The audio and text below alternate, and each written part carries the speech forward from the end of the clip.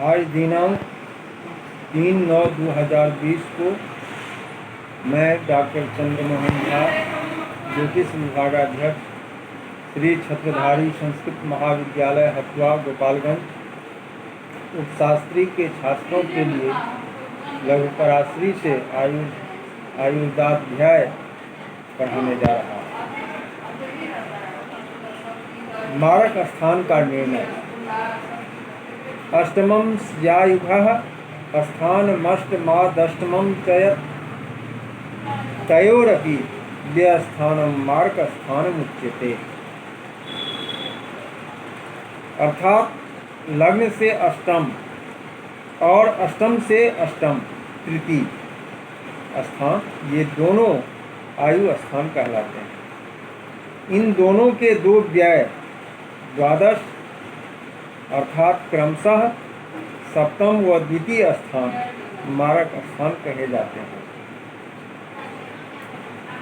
विशेष इसमें यह है कि कोई संदेह नहीं है कि अष्टम स्थान ही आयु स्थान है, क्योंकि अष्टमेश ही सर्वाधिक पापी होता है।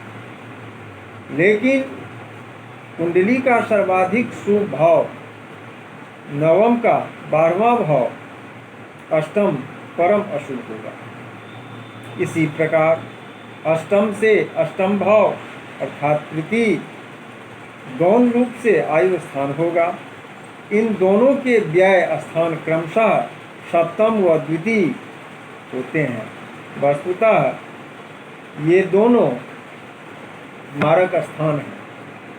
जिस प्रकार आयु स्थान मुख्य और गौण दो प्रकार के हैं, उसी प्रकार मारक स्थानों में भी मुख्य और गौण मारक समझना चाहिए। इस बात की चर्चा हम आगे कर रहे हैं। तत्राप्याद्यव्ययस्थानाद् द्वितीयं बलवत्तरं तदीसीतुस्तत्र गताः पापिनस्तेनं संयुताः। भावार्थ यह है कि इन दोनों यानी पूर्व कथित जो मारक स्थान है, इन स्थान में भी प्रथम व्यय स्थान द्वितीय व्यय स्थान की अपेक्षा विशेष बलवान है। दोनों मारक स्थानों के स्वामी की दशा में इन मारक स्थानों में स्थित पापक ग्रहों की दशा में अथवा इन मार्केशों से युक्त पापक ग्रहों की दशा अंतर्दशा में मरण संभव है, ऐसा कहना चाहिए। कुछ विशेष और है इसमें कि सप्तम स्थान बलवान मारक है और द्वितीय स्थान कुछ कम बली मारक है। कुंडली में मारक यानी मृत्युपद ग्रहों का निर्णय निम्न प्रकार से करना चाहिए। प्रथम सप्तमेश ग्रह एवं वे पापक ग्रह जो इससे किसी न किसी रूप में जुड़े हुए हैं। इसी प्रकार द्वितीयेश व इससे संबंधित पापक ग्रह को भी मारक समझना चाहिए। दूसरा, अष्टमेश और इससे संबंधित पापक ग्रहों को भी मारक समझना चाहिए। तीसरा, 12वें भाव का स्वामी और इससे संबंधित पापक ग्रहों को भी मारक समझना चाहिए। इस तरह विस्तृत में अगर जाएं तो प्रत्येक लग्न के लिए मारक निम्नवत समझने चाहिए। मेष लग्न में मारक शुक्र और प्रबल मारक शुक्र ही होता है। वृष लग्न में बुध गुरु मारक है और प्रबल मारक मंगल होता है। मिथुन लग्न में चंद्र शनि मारक है और प्रबल मारक गुरु है। कर्क लग्न में सूर्य मारक है और प्रबल मारक शनि है। सिंह लग्न में बुध गुरु मारक हैं और शनि प्रबल मारक है। कन्या लग्न में शुक्र मंगल मारक हैं और गुरु प्रबल मारक हैं। तुला लग्न में शुक्र मारक है तो मंगल प्रबल मारक है। वृश्चिक लग्न में गुरु बुध मारक हैं तो शुक्र प्रबल मारक है। इसी तरह धनु लग्न में बुध चंद्र मारक हैं तो शनि प्रबल मारक है। मकर लग्न में सूर्य शनि मारक हैं तो चंद्र प्रबल मारक है। कुंभ लग्न में गुरु बुध मारक हैं तो सूर्य प्रबल मारक हैं। और मीन लग्न में मंगल शुक्र मारक हैं तो बुध प्रबल मारक है। इस तरह कुंडली में ग्रहों की स्थिति के अनुसार जो भी तात्कालिक परिस्थितियां बनती हैं उनके अनुरूप उपयुक्त मारक परिवर्तित हो जाते हैं। तेषां दशा विपाकेषु संभवे निधनम नृणाम तेषां मसंभवे साक्षात व्याधीश दशास्वपी। अर्थ यह कि इनकी अर्थात पूर्व कथित मार्केशों की दशा न प्राप्त हो तो व्ययेश लग्न से 12वें भाव का स्वामी की दशा में भी मरण की संभावना कहनी चाहिए। अब मार्केशों की चर्चा की गई है, उनकी दशांतर दशा संभावित आयु खंड में न पड़े तो ऐसी स्थिति में लग्न से 12वें भाव के स्वामी ग्रह की दशादि में मरण संभव है, ऐसा समझना चाहिए। अलाभे पुनरेतेषां संबंधेन व्ययेषितुः क्वचित् शुभानां च दशास्यष्टमेश दशासु च।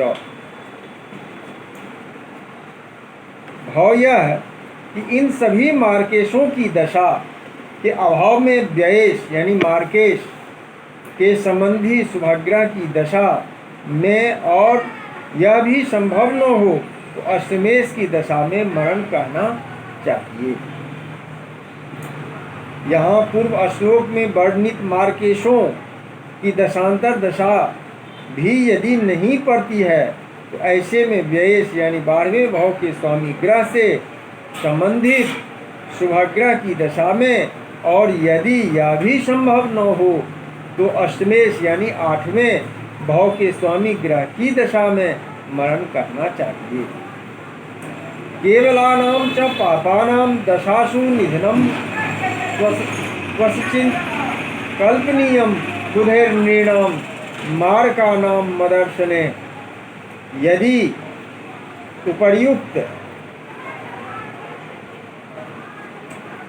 उपर्युक्त मार्केशों की दशा भी अप्राप्त हो तो केवल पापी ग्रह अष्टमेश एकादशेश षष्ठेश तृतीयेश की दशा में निधन समझना चाहिए।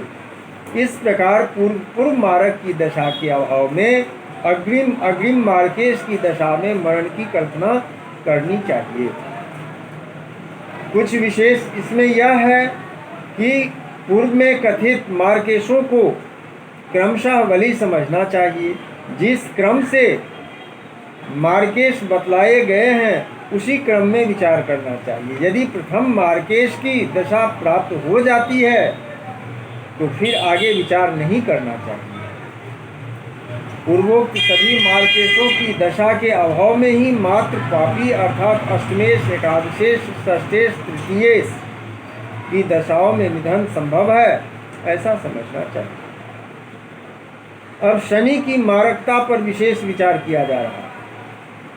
मारकै सह संबंधान निहंता पापकृत शनि अतिक्रम्येतरान सर्वान भवत्येव न संशयः। अर्थात पापी शनि जब मार्केशों से संबंध करता हो तो वह सभी मार्केशों का अतिक्रमण करके मारक हो जाता है, इसमें संदेह नहीं करना चाहिए। विशेष यह कि शनि ग्रह दुख देने में तत्पर रहता है। शनि मारक ग्रहों में राजा है। यदि शनि ग्रह मारक हो तो शेष मार्गों के विचार की कोई आवश्यकता नहीं पड़ती। यह अच्छी तरह समझ लेना चाहिए कि यदि शनि मार्केशों से कोई संबंध नहीं रखता है तो सर्वाधिक बली मारक ग्रह ही मरण देगा, यह समझना चाहिए। लेकिन यदि शनि को कम मारकत्व प्राप्त है तो वह स्वयं ही मृत्यु का देने वाला होगा। यह तभी संभव है जबकि वह पापी हो, अर्थात त्रिकोणेश या केंद्रेश होकर। यदि वह त्रिखडाएश भी होगा, 3, 6, 11 स्थान का स्वामी भी होगा, तो पापी माना जाएगा। यदि शनि सप्तमेश के साथ साथ अष्टमेश भी हो, तो वह स्वयं मारक ही होगा, इसमें संदेह नहीं होना चाहिए। यह स्थिति कर्क लग्न में ज्यादातर बनती है। पराशर का यही आशय है कि यदि शनि स्वयं पापी है तथा मार्केश है या मारक संबंधी है, तो निश्चय ही मारक होगा। शनि में यह योग्यता है, वह पापी और मार्केशों से संबंध रखने के बाद समस्त मारकों को हटाकर स्वतः मारक बन जाता है। लेकिन यहाँ हमारा यह मत है कि अनेक कुंडलियों में शनि मारक होने पर भी उन जातकों की आयु अच्छी रही। ऐसे में आयु किस खंड में पड़ती है, इसका विचार भी अवश्य करना चाहिए। तभी हम मारक और या मार्केश का या शनि का मारक होने का विचार कर सकते हैं। सर्वप्रथम आयु देखनी चाहिए कि जातक पूर्णायु है, मध्यायु है या अल्पायु है। पूर्णायु होने पर यदि मार्केशों की दशा आने पर भी मृत्यु नहीं होती है, अपितु मृत्यु तुल्य कष्ट होता है और मारक दशा गुजर जाती है। इसी तरह आयु जिस खंड में पड़े उसी खंड में मारक दशा पड़े तभी मृत्यु देगी, ऐसा जानना चाहिए। सबसे पहले कुंडली में यह विचार करें कि जातक दीर्घायु, मध्यायु या अल्पायु है। दीर्घायु न्यूनतम 96 वर्ष तक और अधिकतम 120 वर्ष तक समझनी चाहिए। मध्यायु न्यूनतम 64 वर्ष तक और अधिकतम 80 वर्ष तक समझनी चाहिए। अल्पायु न्यूनतम 32 वर्ष तक और अधिकतम 40 वर्ष तक समझनी चाहिए। दीर्घायु, मध्यायु और अल्पायु का निर्णय प्रायः जैमिनी मतानुसार करना ही उचित होगा। अब जैमिनी मतानुसार दीर्घायु का विचार हम करते हैं तो पहला चर राशि का लग्नेश और चर राशि का अष्टमेश हो तो दीर्घायु होता है। दूसरा स्थिर राशि का लग्नेश और द्विस्वभाव राशि का अष्टमेश हो तो दीर्घायु होता है। तीसरा द्विस्वभाव राशि का लग्नेश और स्थिर राशि का अष्टमेश हो तो जातक दीर्घायु होता है, ऐसा करना चाहिए। अब मध्यायु का विचार, पहला चर राशि का लग्नेश और स्थिर राशि का अष्टमेश हो तो मध्यायु होता है। दूसरा स्थिर राशि का लग्नेश और चर राशि का अष्टमेश हो तो मध्यायु होता है। तीसरा द्विस्वभाव राशि का लग्नेश और द्विस्वभाव राशि का अष्टमेश हो तो मध्यायु होता है, ऐसा करना चाहिए। अल्पायु का विचार, पहला चर राशि का लग्नेश और द्विस्वभाव राशि का अष्टमेश हो तो अल्पायु होता है। स्थिर राशि का लग्नेश और स्थिर राशि का अष्टमेश हो तो अल्पायु होता है। तीसरा द्विस्वभाव राशि का लग्नेश हो और चर राशि का अष्टमेश हो तो अल्पायु कहना चाहिए। इस तरह यहाँ ध्यान देना रखना चाहिए कि जो आयु 3 या 2 प्रकार से मिले, जैमिनी मतानुसार जो आयु 3 या 2 प्रकार से मिले वही मान्य होती है। यदि तीनों प्रकार से आयु अलग अलग आए,